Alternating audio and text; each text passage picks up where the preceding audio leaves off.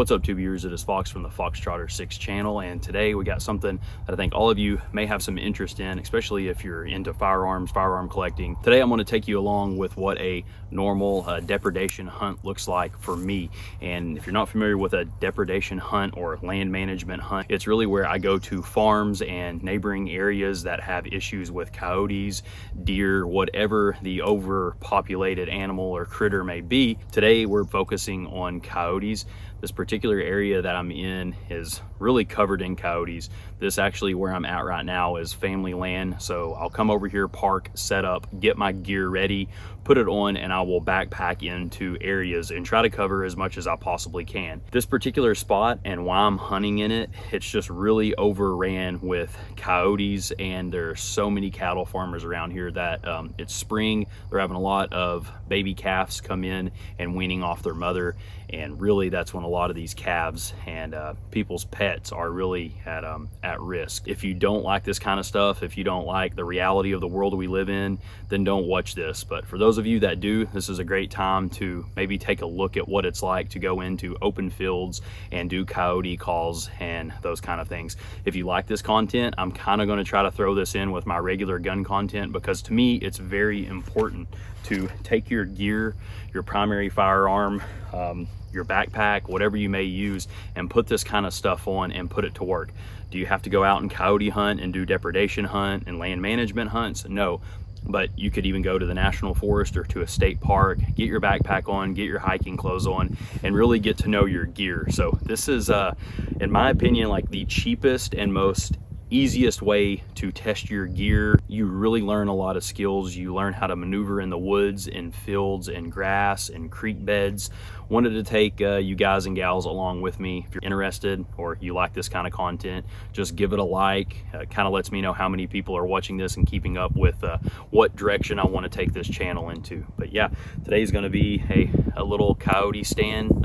Usually I'll do these for 10 or 15 minutes per spot and continue moving forward. So with that being said, let's dive right into getting to my stand.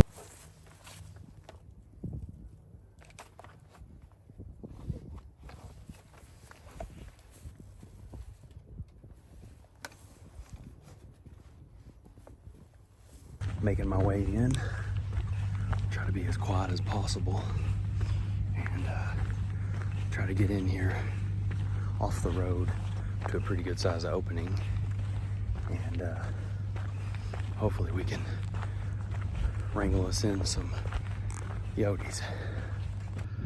So I've got my gear, I'm set up in my stool, and I've got a pretty good view of this entire field and this power line all the way down.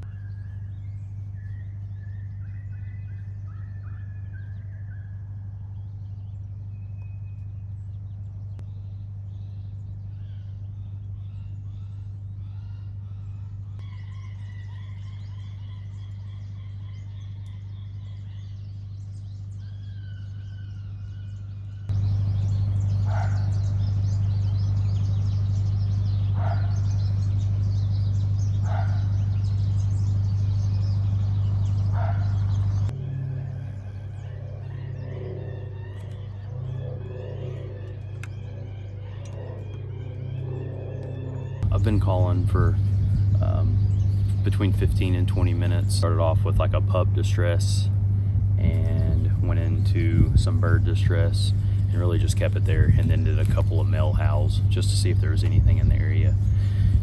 It was pretty calm, it wasn't very windy, and once I got out here and got set up, it was like 10 to 20 mile per hour winds. Luckily they were coming out of the east and going behind me to the west.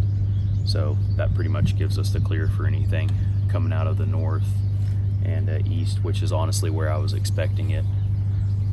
Really the reason I'm still sitting here is, even after a stand, one of my biggest mistakes I've made over the years is as soon as I'm done calling, I'll start packing up and leaving. And sure enough, while I'm walking out there to get my decoy, there'll be a coyote just staring me eye to eye, you know, like, what are you doing out here kind of deal. So another thing with as big as this field is, it's sometimes hard hunting in the daytime if you're looking for bobcats and things that have very good natural camouflage, because they will be blending in so well with what's behind me. And bobcats usually rely on their eyes a whole lot, so they like to see things, and they'll watch my decoy out there move for a little bit. And usually a mature bobcat's going to hang back in the wood line and see if there's anything suspicious going on around it. Younger bobcats usually tend to, if they're close to a wood line and you have a decoy there, they're going to come out of the middle of nowhere and run to it, versus your more mature cats are going to be a little more suspicious of things flapping around in a field, which kind of makes it a little easier not hunting, because you'll pick those up with a thermal way faster than you will just your natural naked eye out here trying to scope things. I wanted to come out here today in the middle of the day because I've been trapping it a whole lot and having a lot of luck getting coyotes late at night in my traps, foot traps.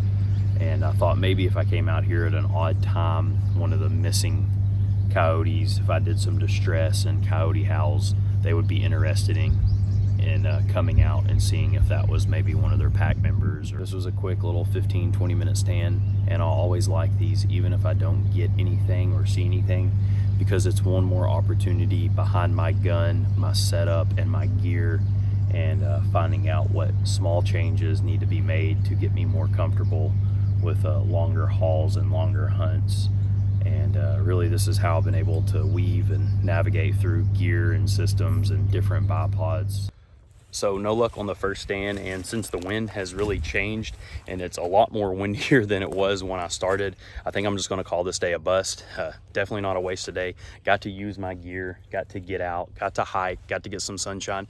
So once again, definitely not a wasted day. If you like this kind of content and you want to see more of some coyote hunts and how I do these kind of things, just give it a like and let me know. I hate to ask for followers and viewers. Obviously, if this isn't your thing, don't follow, don't view. But if it is, stick around. Maybe we can learn something. As always, this is Fox, and stay hydrated.